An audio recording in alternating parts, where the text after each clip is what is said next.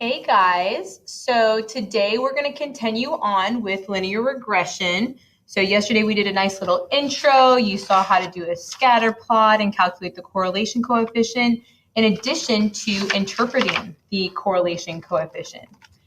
So now we're going to talk about something called the least squares regression line. So I'm going to flip over to the PowerPoint. We're first going to talk about the objective of regression analysis, and this starts on page 3 in your packet.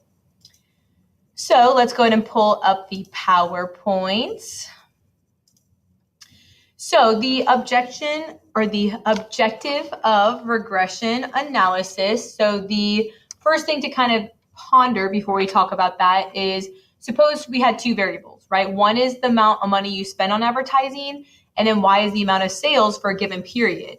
So a question that we may want to do with regression analysis on this is maybe we could figure out how much can we spend on advertising to get a certain number of sales. And it's going to be based off predictions, okay, and based off past data. So the big thing about regression analysis is it helps us make some sort of prediction. So the objective of regression analysis is to use information about one variable X to draw some sort of conclusion about a second variable Y. And what this really helps us do is, once again, just make a prediction based off our past data.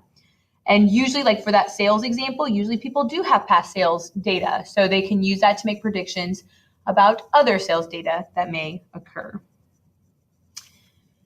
So when you do make predictions based off your variables, you do have the variable X and the variable Y. So let's talk about that for a minute. So the variable X is the independent or explanatory variable. This is the one that you have freedom to change, right? So this is like time. Time is going to change no matter what. It's going to have the independent quality, where Y is dependent on that X variable. So the output of Y depends on what X is. So Y is also known as the response variable. Just kind of relating those back to our experimental design unit in first semester, if you guys remember that. And the way we'll use predictions in our class, we are only going to use values of X to predict values of Y. So we will never go reverse. We'll never use values of Y to predict values of X. So all of your questions will be set up that way.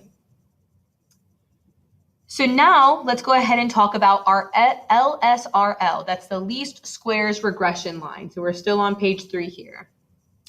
So the least squares regression line is essentially just the line of best fit. So you've done this in Algebra 1. You definitely did this in Algebra 2. So all of this should not be too new for you guys because you've all seen it before. So remember, our bivariate data unit is only going to focus on the linear case, so linear relationships. So the relationship we'll find between those variables is a line, and that's going to be called the least squares regression line. You can see it's given as Y hat equals A plus BX. Y hat is the predicted Y value. That's why it's not Y equals, because we don't know if this value has happened yet or not. So the least squares regression line is a prediction line. It is not what actually happened. So the predicted Y we will call Y hat, and you have to have that little hat on top of the Y because it's predicted Y. B is the slope. That is the predicted amount by which Y increases when X increases by 1 unit. That will become important today when we interpret the slope in our examples. That's all. B is always the number in front of X, just so you know, because you won't be given this standard format on your quiz or test. So B is always the coefficient of X. And pay attention, is it positive or negative? Because that will change as well. And then A is your Y-intercept. So A is the number that's your constant. It has no variable. And that's the predicted height of the line when X is equal to 0. But once again, it's going to be predicted. Once again, all of these are predictions because the LSRL is a predicted line. When we ask you to interpret the slope or interpret the Y-intercept, sometimes, especially with the Y-intercept case, you will not have any meaning. That's because sometimes the Y-intercept just makes no sense. And we'll definitely look at that today as well. So The LSRL does minimize the sum of squares of the deviations from the line. We're not really going to go into too much detail on that. We'll just get the LSRL from our graphing calculator. The interpretation of the slope is important. You do have to kind of have a set format. It's not saying it has to be worded this way, but it has to say the same thing. So for each additional unit increase in x, there's a predicted increase or decrease. The difference between those two is just whether it's positive or negative of the slope, so the actual slope value, in y. Where you see the b, so that's your value of your slope, so that's just a number. And the unit x and y are going to be actual words that you put in context of the problem. And I'll show you that today. And that's exactly what we're going to do next. We're going to go through a couple examples together. So we're going to take a break from the PowerPoint, and I'm going to switch over to the Elmo to do the first example with you on the Elmo. It is on the PowerPoint as well, so if you refer back to the PowerPoint on the Google site, that's okay, but I'm just going to do it on the Elmo for ease. Okay. So the first example we're going to look at on the Elmo is that researchers are studying pomegranate's antioxidant properties to see if it might be helpful in the treatment of cancer. In one study, mice were injected with cancer cells and randomly assigned to one of three groups: plain water, water supplemented with 0.1% pomegranate fruit extract, which was called PFE, and water supplemented with 0.2% PFE. The average tumor volume for mice in each group was recorded for several points in time. So X is going to be the number of days after injection of cancer cells in mice assigned to plain water, and Y is the average tumor volume in millimeters cubed. So you do need to know those two things, because once we start interpreting things, we are going to have to put them into context. So flipping back over to the Elmo to actually show you these steps and us going through them. First thing, it says sketch a scatter plot, and then it says include the LSRL for this data set from the pomegranate study. And they also want the LSRL calculated in the correlation coefficient. So all of these things we can do kind of all at once. The first thing I'm going to do is I've reset my calculator since the last video. So I'm going to go to mode and turn my stat diagnostics on, so that way I can see the correlation coefficient.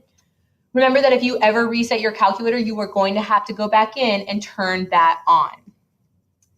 Okay, the next thing I'm going to do is I'm going to type in my data. So I'm going to go to stat edit. I'm going to type my x's into L1.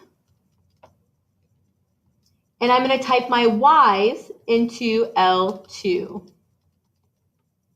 Okay, I'm going to take the 15 seconds for this data set, make sure I typed in everything correctly.